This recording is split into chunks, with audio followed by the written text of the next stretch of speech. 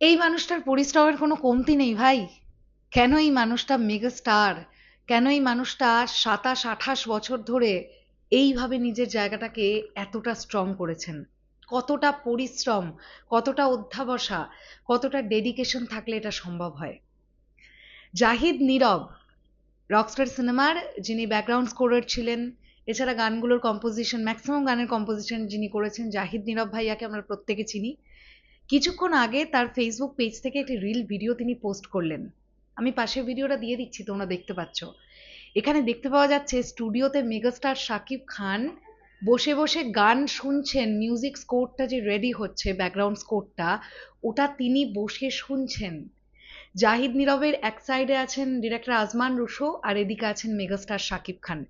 এর আগে মানে রকস্টার রিলিজের আগে বিভিন্ন ইন্টারভিউতে ডিরেক্টর আজমান রুশো এই কথাটাই বলেছিলেন যে মেগাস্টার শাকিব খান তিনি স্টুডিওতে একটানা ২ ঘন্টা ২.৫ ঘন্টা তিনি শুধুমাত্র গান শুনেছেন বসে বসে, যেটা তার মনে হয়েছে যে এই জায়গাটা একটু চেঞ্জেস হলে ভালো হয়, তিনি সেটা তার মতন করে জানিয়েছেন।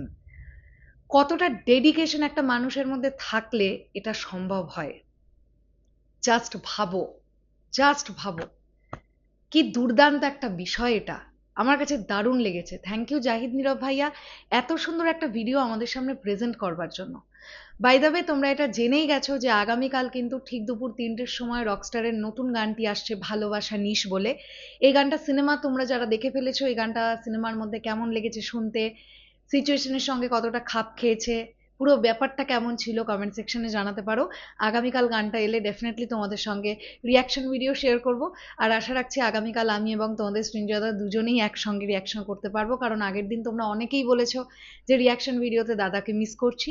তো দাদা আসলেই বাড়িতে ছিল না, তো আমার কিছু করণীয় ছিল না, একা একাই করতে হয়েছে। এটাও গেল একটা দিক। এছাড়াও রকস্টার নিয়ে চারিদিকে এখন পজিটিভ রিভিউ এর পরিমাণই বেশি আমরা দেখতে পাচ্ছি। দুর্দান্ত লাগছে এই বিষয়টা যে অডিয়েন্স কিন্তু রকস্টারকে ডেফিনেটলি নিচ্ছে। এটা একদম ঠিক। রকস্টার সিনেমাটাকে প্রথম থেকেই কিল করে দেওয়ার জন্য একটা কুচক্রী মহল প্রচন্ড চেষ্টা চালিয়েছে, এবং তারা কিন্তু আমরা বলতে পারি ফেলিয়ার হয়েছে, কারণ অডিয়েন্স আসছে রকস্টার দেখতে। ওয়ার্কিং ডে চলছে, তার মধ্যেও অডিয়েন্স আসছে রকস্টার দেখতে।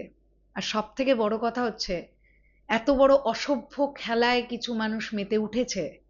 আমি ইন্ডাস্ট্রির ভেতরকার বাইরেকার এরম করে বলতে চাই না, বাট তাদের লক্ষ্য তো এটাই যে মেগাস্টার শাকিব খানকে তারা হেকেল্ড করবে, রকস্টারকে পাইরেটেড করে দিয়েছে। বাট আমি বিশ্বাস রাখি অডিয়েন্সের ওপরে, যারা বড় পর্দায় রকস্টার দেখতে চান, যাদের সত্যিই মন থেকে ইচ্ছে আছে মেগাস্টার শাকিব খানের আরো একটা অনবদ্য পারফরমেন্স আপনারা দেখবেন, আপনারা রকস্টার দেখুন। আমি বলছি না, পাবলিক বলছে।